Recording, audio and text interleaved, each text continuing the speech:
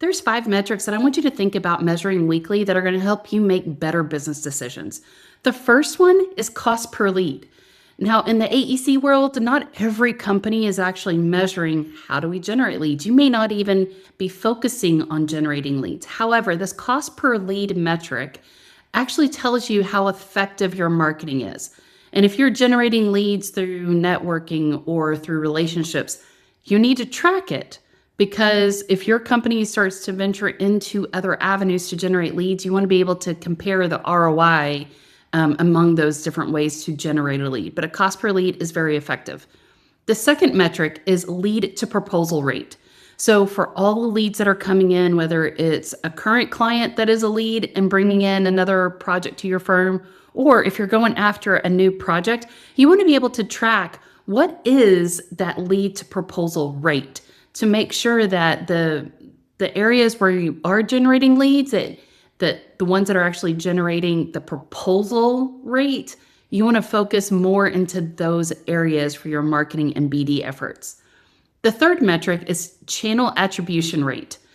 And this may sound like a struggle to measure, and it's not. But again, those channels could include your website. It can include various social media channels. It can include channels like if you're involved in a professional association and engagement there. So thinking about the channel attribution rate. So again, wherever you're measuring and wherever you start to see more channels bringing in more traffic, more business to your company, you want to double down on that and focus on those areas because it's going to allow you to say no to the other channels that are not generating business for your company. The fourth one is marketing influence pipeline value. I know it sounds like a mouthful, but hear me out. This metric connects what marketing and business development is doing to the pipeline. It says what revenue you are impacting for the business, and that's what your leadership team wants to know. It may be a fraction of the project cost.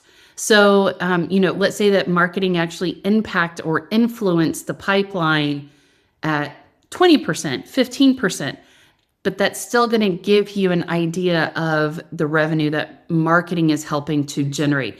As you roll out customer experience programs, as you are being more engaged with project pursuits, marketing is impacting all of those things, and that does help generate more revenue for the company. And then the fifth thing that you should be looking at on a weekly basis is the customer acquisition cost. This is important because it says how much are we actually spending to get that new client, or how much are we spending to retain that client. A customer acquisition cost of $5,000 to $20,000 may be justified if that client is also bringing to you an opportunity of $10 million. But if that client's bringing to you maybe $500,000 project and your margins aren't even in that $5,000 to $20,000 customer acquisition cost, you might want to rethink pursuing that type of work. So again, those 5 metrics looked at on a weekly basis really helps you as a marketing leader, as a business development leader, have really engaging conversations to make future business decisions.